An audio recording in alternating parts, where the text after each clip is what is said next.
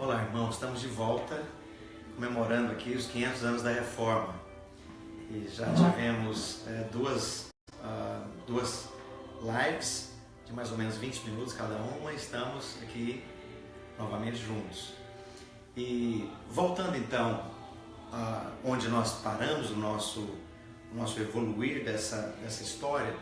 Deus fez alinhar condições para que a Reforma Protestante acontecesse, e essas condições são políticas, econômicas, sociais e religiosas, e havia então ali um ambiente crescente de um consenso que era preciso reformar a igreja. Isso de dentro da própria igreja. Lembra que nesse período não havia divisões ainda ali nessa Europa debaixo da influência romana. E esse consenso clamava por um retorno às origens.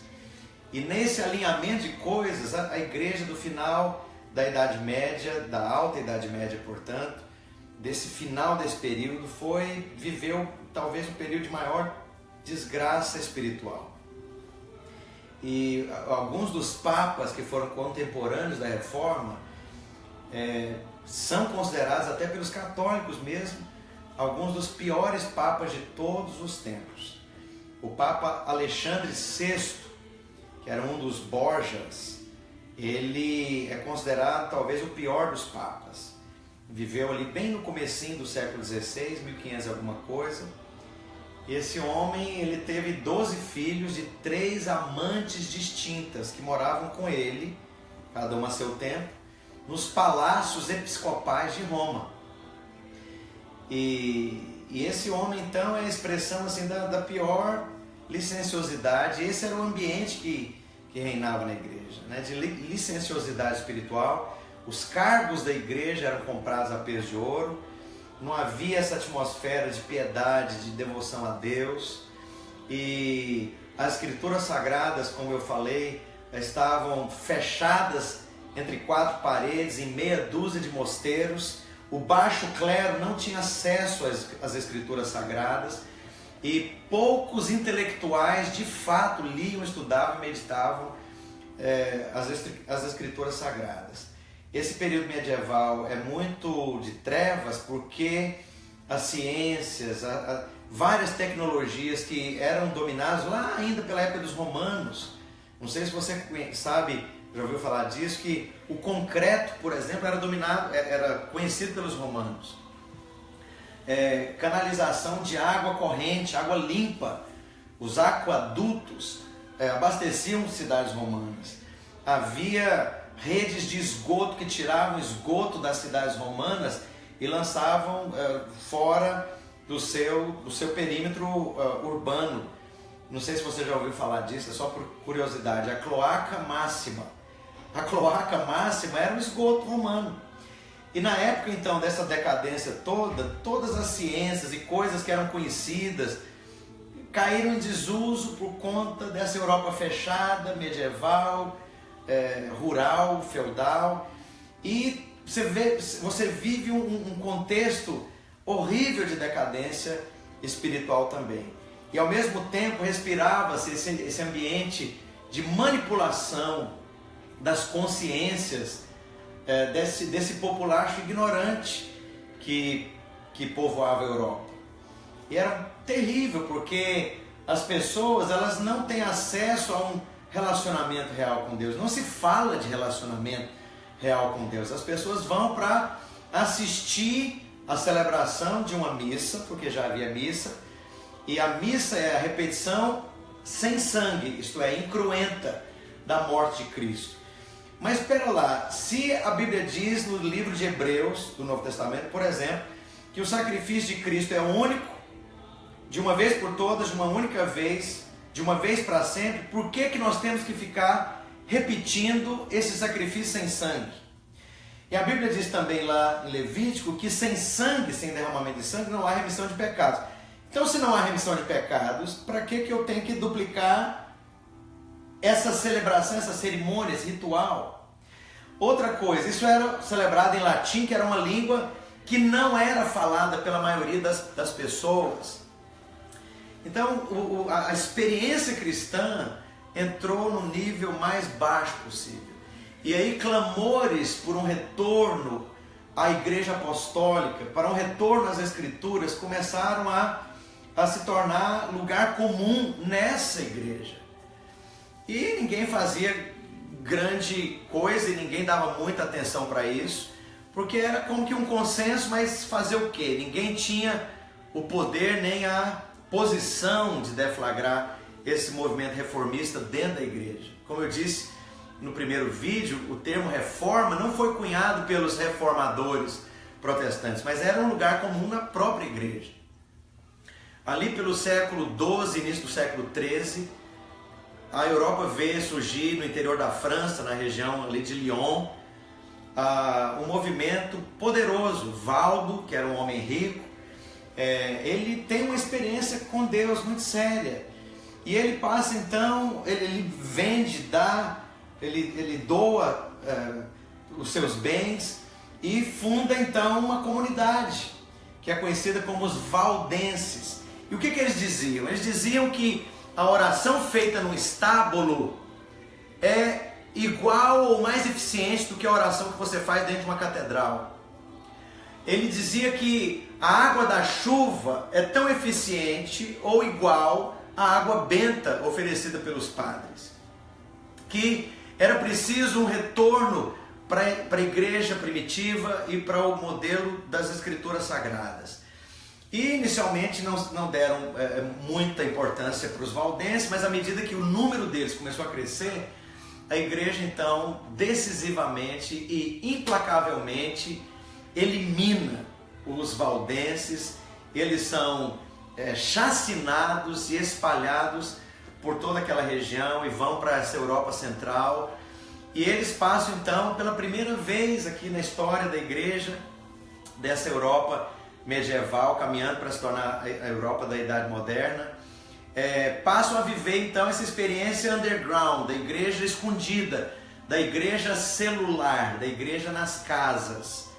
E esses valdenses continuam então fugindo. Eles vão para a região da Boêmia, da Morávia, eles vão para a Alemanha, eles penetram no interior da França, e eles são implacavelmente perseguidos. E mais tarde, quando eclode a reforma protestante, eles se unem e se tornam então um dos berços dessa igreja reformada protestante. Mas havia uma outra coisa também que faz parte dessa atmosfera de decadência espiritual da Idade Média. A igreja romana cada vez vai se tornando mais clerical. O que é uma igreja clerical? É a igreja que deixa clara a diferença, a distinção entre os sacerdotes, os párocos, os pastores, os padres e o populacho ignorante. Então quem serve a Deus sou eu. O populacho não serve a Deus. Há uma clara distinção. Servo de Deus sou eu, você não é. Quem tem uma intimidade, um relacionamento próximo com Deus sou eu, que fiz seminário, que tenho teologia. Você não conhece nada. Essa posição clerical que não havia na igreja primitiva. Lembra de Marcos capítulo 16? Esses sinais seguirão os que creem. Quais? Qualquer um que crê. Esses sinais seguirão os que creem. Qualquer um que crê. Em meu nome expulsarão demônios, falarão novas línguas, imporão as mãos sobre os enfermos, eles ficarão curados, e etc. Então esse protagonismo de cada crente, do sacerdócio de cada crente, na decadência da igreja, dá lugar para esse extremo clericalismo ultracentralizador. Infelizmente a igreja protestante reformada e mais tarde pentecostal e até as carismáticas duplicam o mesmo modelo clerical romano. Dessa duplicidade entre o clérigo, que é o servo de Deus, que tem que ter um testemunho de santidade, de pureza, de conhecimento bíblico, e o resto do povo. O resto do povo não tem problema. Se o diácono bate na mulher, bebe umas cachaça, mas depois lavou, está limpo, ele tá perdoado. Mas o pastor não pode. Pera lá, por que esses dois níveis de entrega, de consagração, de santidade, de pureza, de revelação da palavra? Isso não é neotestamentário, isso é clerical. A outra coisa, essa Europa decadente, desse cristianismo decadente, cada vez vai se tornando mais templista. Deus está no templo. Isso é também de confronto direto com o Novo Testamento. Paulo diz: vós sois templos do Espírito Santo. Esse é o coração do Senhor e essa deveria ser a experiência cristã. Então, portanto, é uma experiência íntima, da fé, interior, particular, privada, pessoal. E esse templismo decadente, ele vai se tornando cada vez mais exterior, visual, tátil. Aquela quantidade de informação arquitetônica, de pinturas e esculturas e alto relevo, e aquelas catedrais maravilhosas, lindíssimas, rebuscadíssimas, para tirar o fôlego de quem chega. Se você visita as catedrais góticas da Europa, não tem construção mais maravilhosa do que aquilo, e são lindas mesmo. Mas espera lá, Deus habita ali? Deus está confinado entre quatro paredes de templos feitos de pedra? Esse não é o modelo do Novo Testamento novamente.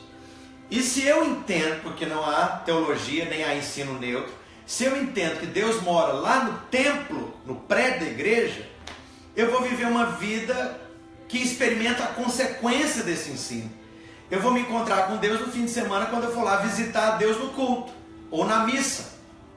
Mas eu não vou ter essa experiência pessoal, particular, interior, invisível e íntima. Eu tenho que ir lá no endereço de Deus, porque Deus mora no prédio da igreja que eles chamam de templo. Então trocou-se o ser igreja por ir à igreja. Então se alguém te pergunta se você vai à igreja, referindo-se ao templo, ao santuário, ao prédio da igreja, a pergunta está toda equivocada. Porque o propósito de Deus não é que você vá à igreja. Porque a igreja não é um lugar onde se vai. A igreja é você e sou eu. Nós somos a igreja. Eu pergunto, você vai ou você é? Todas essas verdades juntas, desse ambiente de decadência espiritual, em que Cristo não está no centro mais, as escrituras sagradas ganharam um plano secundário, não tem importância mais. A Bíblia está presa em meia dúzia de bibliotecas empoeiradas.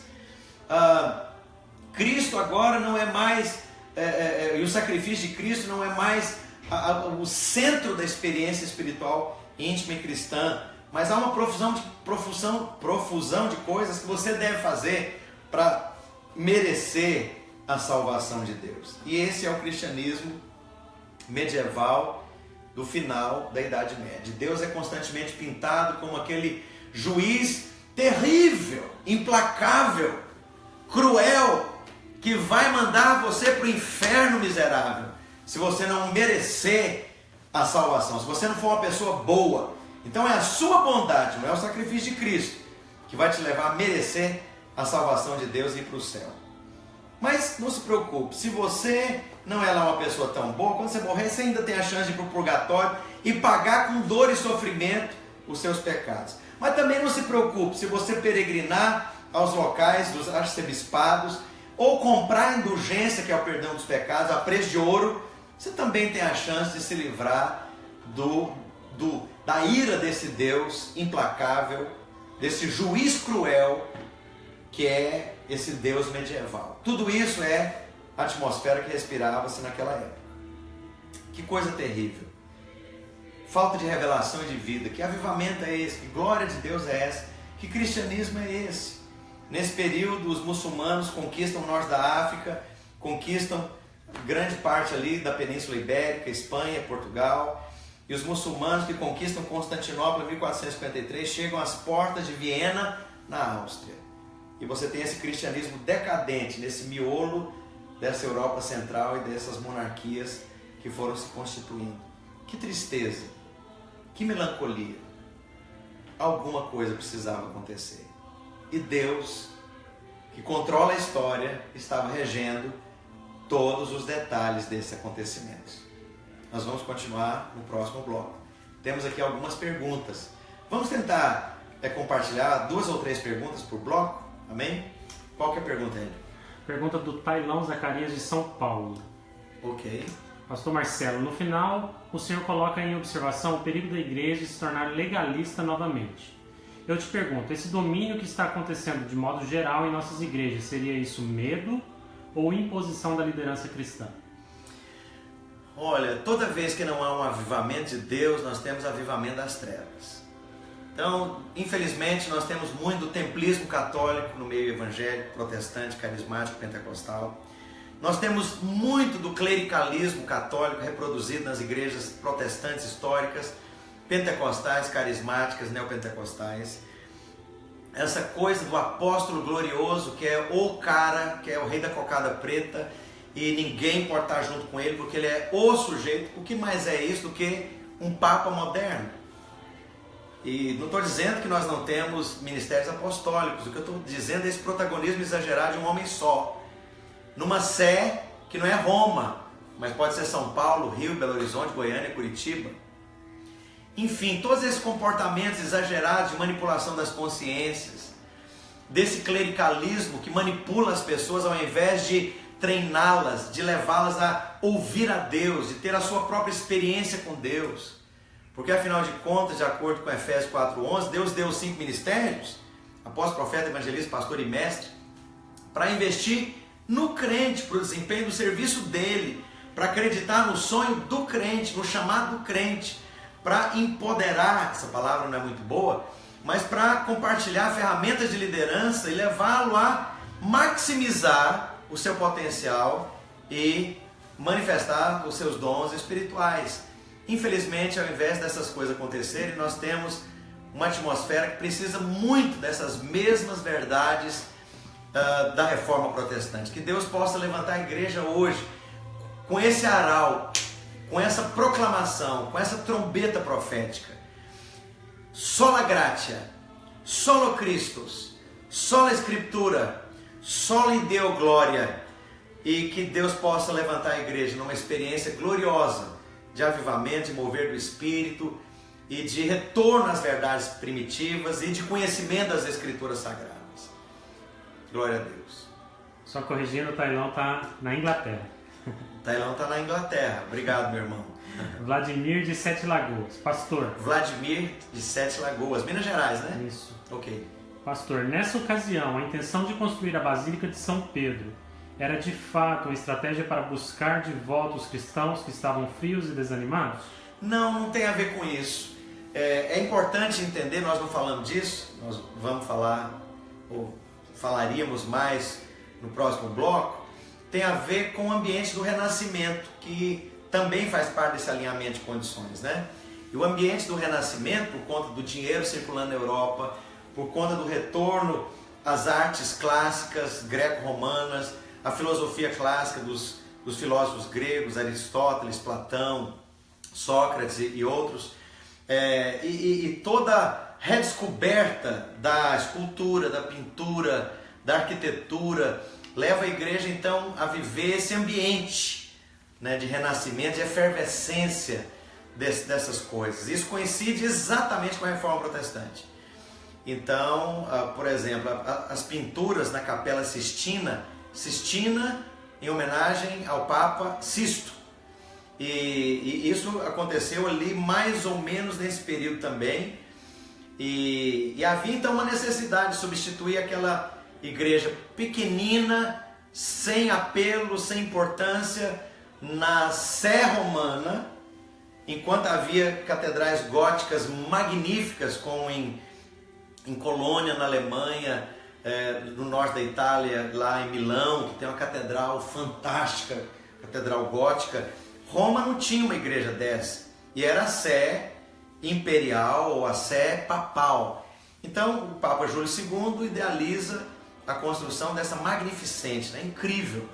A Catedral de São Pedro é incrível, é maravilhosa. Só que a igreja não tinha dinheiro. Mas a gente vai voltar a esse assunto no próximo bloco. Matheus Henrique, lá de São José dos Campos. Como a população se comportava em relação às indulgências? Como a população se comportava? Primeiro, os críticos da igreja precisavam tomar muito cuidado, porque quem criticava a igreja morria. Ia para a fogueira. A gente vai ver isso no próximo bloco. E então ninguém criticava a igreja publicamente, não tem esse expediente. E havia essa atitude crédula desse populacho ignorante, manipulável e manipulado, que comprava indulgências. E isso gerava grandes lucros. Nós vamos voltar a esse assunto das indulgências, porque esse é o fator, não foi doutrina importante, central, fundamento cristão que fez eclodir a reforma. Foi esse assunto secundário. Indulgências nunca foi um assunto central na igreja, mas foi esse assunto secundário, marginal, que é usado por Deus, que faz eclodir a reforma protestante. Queridos, então, mais um intervalozinho. Vai lá, bebe uma água, chame os seus amigos e estaremos juntos daqui a pouco.